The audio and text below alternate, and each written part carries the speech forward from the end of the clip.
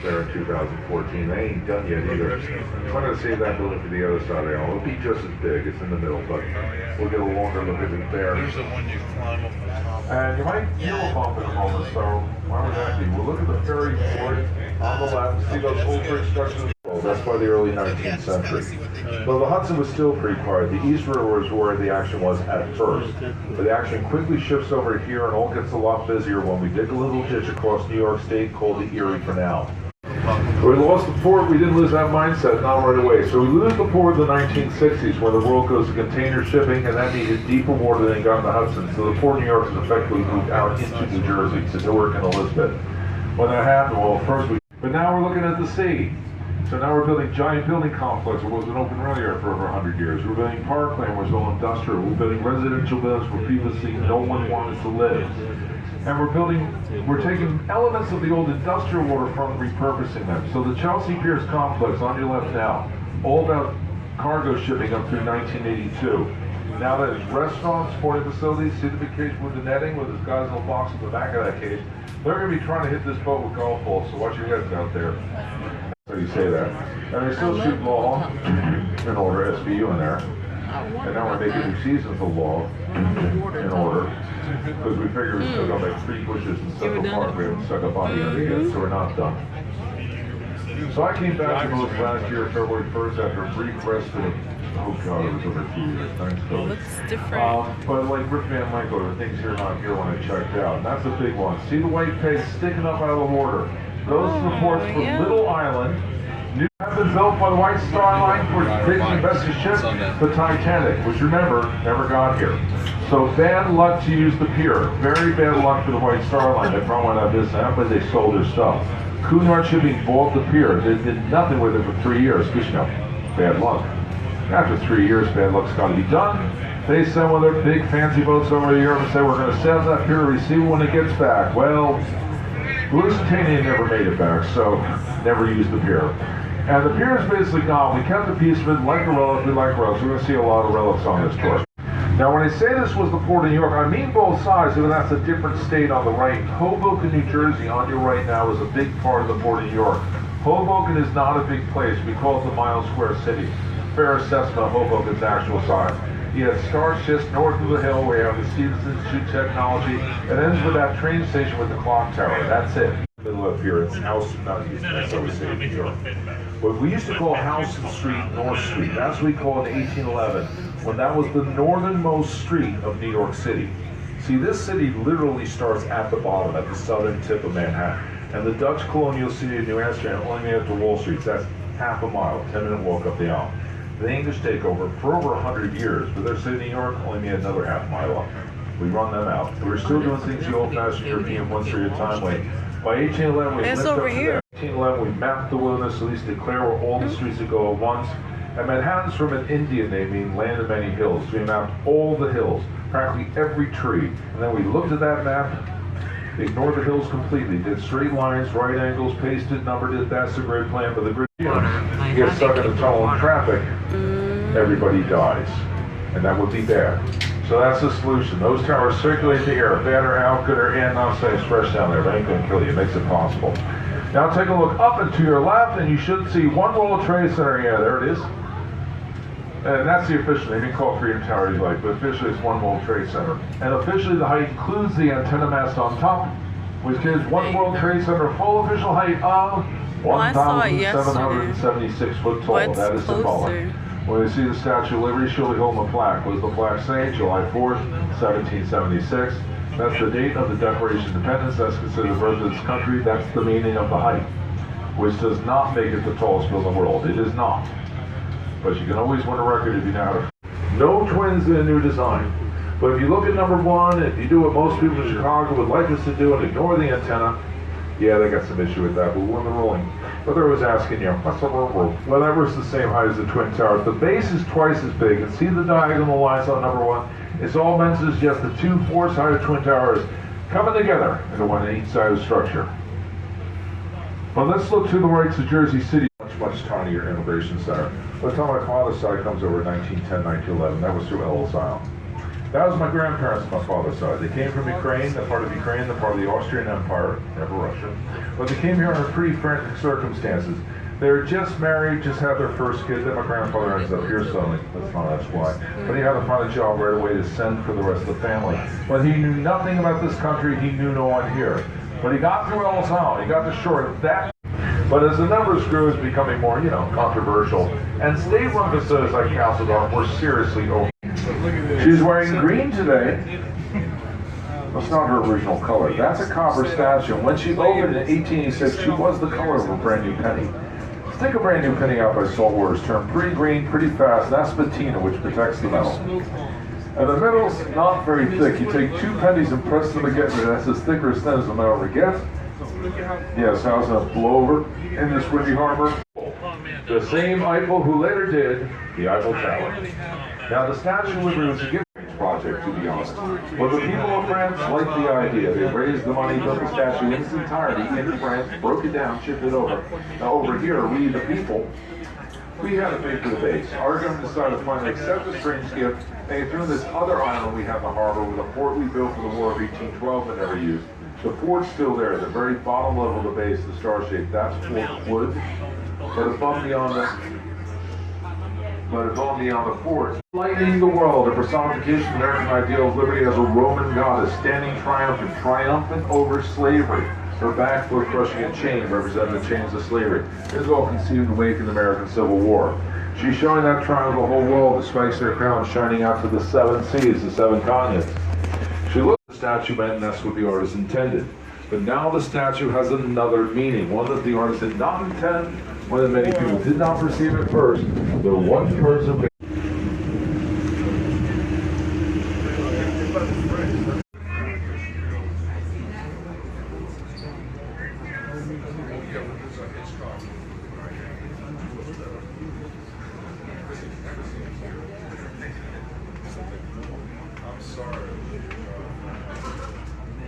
The last place the British Army left when the Revolution was over. And that was all such a trauma. That day, November 25th, 1783, we marked that day as a holiday we celebrate in New York for over 100 years. Evacuation Day, where we celebrated the original president. The elections have consequences. The Governor's Island to your right, you see that round white structure. That's the ventilation shaft for the Brooklyn Battery Tunnel. That's our longest underwater tunnel, longest in the country. 9,117 feet from end to end. More than twice the length of the span of the Barrow. The battery of cannon. Yet even before the War of 1812, even back to colonial days, those put guns to protect the city of New York from attack from the harbor.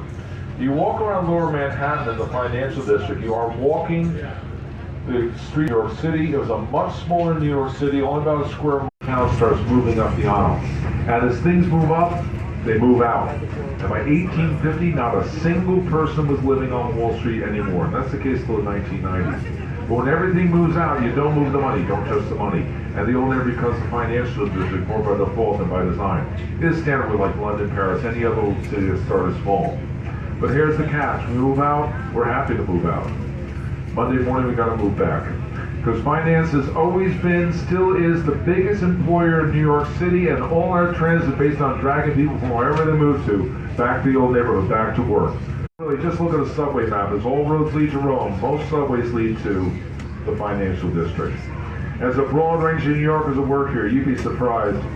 You'd be shocked to know I used to have an off that way building on the waterfront there, yeah. That's back when I worked for a company called Solomon Brothers, who a lot of people found not working there anymore. Well, better than Solomon Brothers. And they built that wall primarily to keep out the British. The British are up in Connecticut where he takes the Dutch land. And the Dutch assume they come for the rest of it overland from the north. So they built a wall. There's a beautiful wall along the northern end of their city. And they put all their guns there. No guns at the south end. That's the king they fired. Yeah, he's the king who filled that border with New Jersey, so they're right to fire him if you ask me. But then they put their church, Trinity Church, where the wall had been, as something ridiculous. But you can also see what's bigger. At the seaport, we have the Waver Tree, 19th century sailing freighter. The masts of the sailing ships were much taller than the buildings. They were so high and impressive. We used to call those masts skyscrapers. It wasn't until we built buildings taller than the ships, we called them skyscraper buildings after the ships. But the first thing we built taller than ships was not buildings, But the towers of this bridge coming bridge left. Remember, most of that 100 years was the busiest port in the world too. So the East River is full of ships. Remember the waiver tree? Well, that's how big the ships were.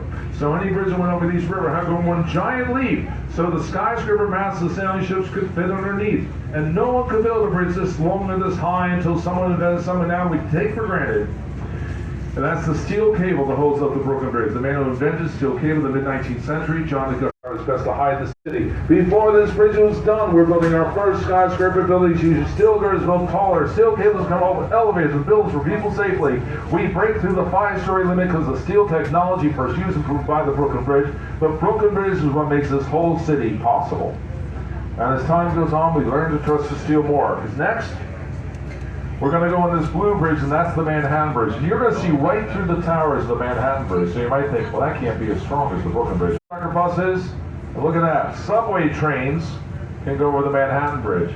Yeah, Brooklyn Bridge 1883, that was 80% stone, 20% metal. By 1909, the Manhattan Bridge is 80% metal, 20% stone. Less volume as a structure than the Brooklyn Bridge, but more steel, so more strength. And then we have the Williamsburg Bridge. Now that's actually the second bridge that we serve. That isn't high in the steel anymore. It's out there for all to see. Also, the Williamsburg Bridge is longer than the Brooklyn Bridge. Yes, it took the record. Oh, listen to that, folks. You know what this means. Now you go back home. Starting with the Williamsburg Bridge, which does not go from City Hall to City Hall. And it really wasn't built to get to Brooklyn. It was built to get out of that neighborhood, the other end, and that's the Lower East Side, which in the age of immigration was the most crowded neighborhood on the planet, more crowded than modern-day Calcutta. We built the Williamsburg Bridge so the people of the Lower East Side could escape and take over Brooklyn, and they did. And then we started building bridges and tunnels like crazy. 20 years nothing, right? Then 5 years after consolidation. Williamsburg Bridge, 1903. First Marvel Comics used to have the headquarters there back in the Stan Lee days. But they haven't had a vacancy issue since the 1960s. Observation deck still provides half the revenue. Yeah, you win the competition they've got too. Now I think you all recognize the Empire State Building. It's a building, okay, it's still behind the power plant. In the world, there it is. In 1890, and sadly we didn't keep the first one, but a building went up just south of the Brooklyn Bridge called the World. There's the newspaper New York Daily World. First building taller than the steeple of Trinity Church, but also the first building we could legitimately call the tallest building in the world. Empty, but this is a hit. I was shocked as anyone, because when it was first proposed, I looked at the map and said, wait a minute, it's a mile from the subway station. Who's going to live there? Then I remember where the ferry boats pull in, right in the front door. And that's the key. When you build on the waterfront, you're building where no one was supposed to live. So that would be that upstart behind it, one Vanderbilt, which never had a world record, I'll have you know. Now those are both on 42nd Street, and I said how the grid was straight lines. This is where we prove it, because the buildings line up. We're going to see straight across this island, 2 miles back to where this trip started back in Pier. But you know what, now I showed you my favorite skyscraper. I got it fair and balanced, so now we're going to talk about my least favorite skyscraper. It's going to try to hide, but it can't hide for long because it's too damn tall. We're talls of Billionaires Row. Bridge on the other side from Queens to Welfare Island. We took the trolley line out a couple of years after that, but here's the problem. They get there from Queens, take the bridge. How would you get there from Manhattan? You're supposed to take the subway, but the subway station here ended up not opening until 1980. Is open. And that's the Roosevelt Island Tramway. When I see it in action, it is a suspended cable car that takes you from 2nd Avenue in Manhattan over to Roosevelt. Tram is the favorite target of supervillains. They're always hijacking that thing. I don't know why. I mean, I got more hostages on this boat. Now this bridge was officially called the Queensboro Bridge when it opened, but bridges often have an artificial name because people like to know where they're going.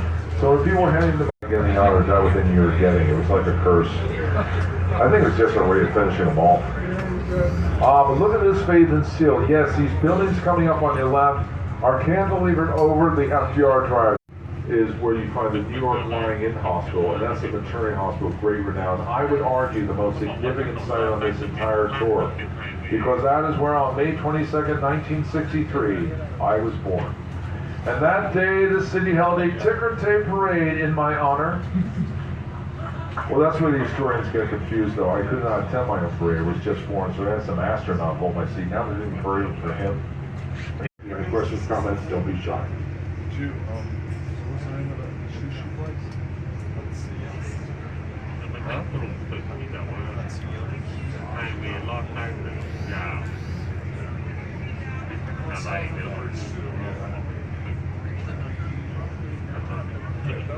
spent a night there. There's another mayor not living there towards the end of his time as mayor. I don't know if you remember Rudolph Giuliani, but towards the end of his second and final term, well, he wanted to move his girlfriend at Gracie Mansion. The wife and children already living there objected to this, and they were in family court. I want to emphasize, not done yet. So, well, the family court just threw the mayor of New York City out of Gracie Mansion, and that other relationship didn't work out either. Now, we never name me. That's a Dutch name. This is all New Netherlands, and the Dutch had Dutch place names. That's why they got all those hills, all of them in the map of New York State.